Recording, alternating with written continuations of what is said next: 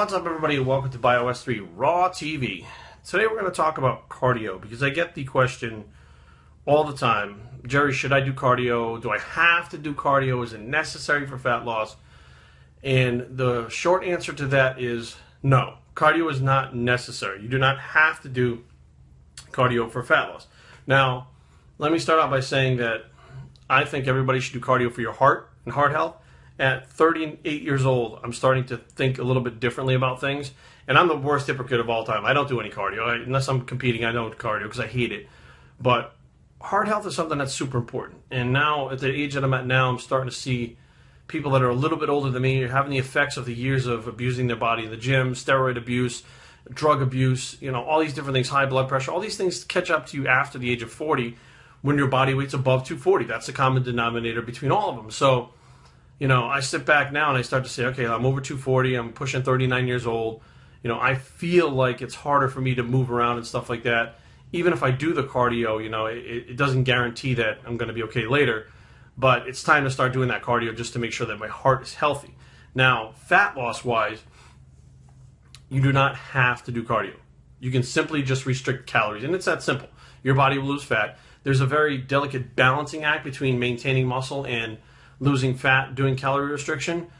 But I'd say for 95% of people out there that I talk to, calorie restriction alone is not the way to go because you do have to restrict your calories to a point further than you would if you were doing cardio.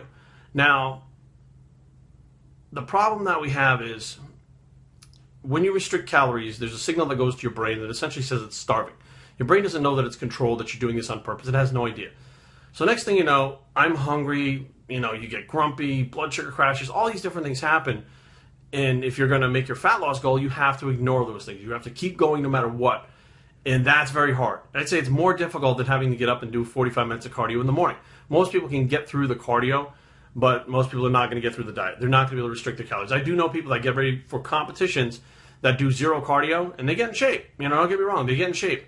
But mentally, they have something that the other people do not have, okay? Now, in 2008, I think it was, so I was getting ready for the Maryland. I had like 4 weeks left to go. My body wasn't responding. Honestly, the drugs that I got in that year were fake. Nothing was working, and it was natural. So now I said, I got to figure out another way to do this. I got 4 weeks to go. What am I going to do? So I was already doing almost 2 hours of cardio a day, trying to get lean enough, and there was two choices. I could either up the cardio at that point or restrict the calories. Time was ticking. I didn't have time to make to figure out hormonally what I should do with my body naturally to get this thing to work. I had a deadline to make, and increasing cardio was not what I wanted to do because I hated fucking cardio. So it was like, I don't want to do more than 2 hours. Could I do like 2.5? Could I do 3? I guess so. It's been done in the past before. People have done it, but, and there's no fucking metabolic damage. I was fine. It's not a fucking big deal. So I decided, okay, I'm going to restrict the calories. Now, as you pull the calories, you get leaner. You pull a little more, you get leaner. You're on a deadline. You got 4 weeks. It's got to be drastic. And I noticed that, those hunger signals and, the starvation mode that your body goes into that thinks it's starving because it doesn't know that you're controlling this and you have food. You're just not eating it.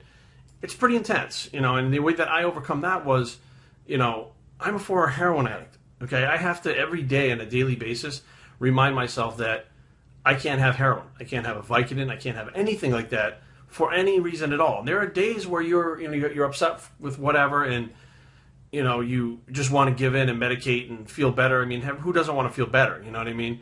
But you do that for 10 years, and all of a sudden, sticking to a diet is not as hard as the other. It is for the average person. So that's how I could overcome it. I exercised that willpower and that ability to stop myself from doing something and give in to impulse on a daily basis, and that rolled over into the diet. Now, the average person, 95% of people out there that are coming to me are not going to be able to stop that impulse. And I know because I get the email saying, oh, I had this, I ate that, I couldn't do this, blah, blah, blah. Every impulse out there they give into, although they try not to, they wind up giving into. And then what happens is that day gets shot, and mentally they're like, because again, as you eat that extra food, that food burns off, your brain wants more because it thinks it's starving still. So now what happens is you rationalize, well, today's already shot, so what I'm going to do is go ahead and finish eating today whatever I want, and I'll start over new tomorrow.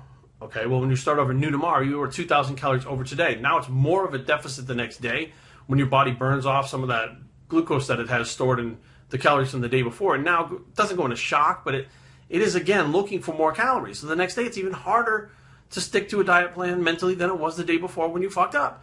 And it's a vicious cycle like that over and over of redos and start overs the next day, every day, day after day, that keep people from getting to their goals. And, that's when they do have cardio included in their diet. I mean, in their program. Could you just imagine if you took the cardio out, had to restrict calories and be even stricter with the diet? It would never fucking happen. There's a lot of people out there that hate cardio. I'd say the majority of them are lazy, and that's why they don't like it. I mean, I don't like it. I mean, I can walk around for 8 hours straight, at a fair or Mexico or whatever, but I don't like to get on the treadmill. I don't know what it is. It's not a lazy thing. And it's just a mindset. If I can change my mindset, I wouldn't give a shit. It probably wouldn't be as bad. But for some reason, I got a bad, mindset about it that makes me not like cardio for whatever reason it is. And if you're restricting your calories and you're doing your cardio, you can restrict the calories less, which in turn would give you less of those signals, less of the issue of trying to stick to your diet. So although it's not necessary and you don't have to, I think it's super important to include cardio in any fat loss program, depending on how much you're going to lose and how long is depending on how much time you have as to how much you're going to do.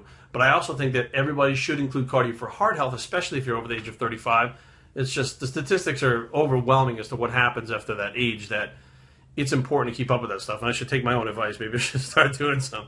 But that's my take on it. Those are facts. Those are observations. Those are everything in between on whether or not you should do cardio for your fat loss program. Biostraining@gmail.com. Leave comments down below, but don't fight. www.biostraining.com is a blog, and where you don't have to do cardio, but you should bicep, and we're out.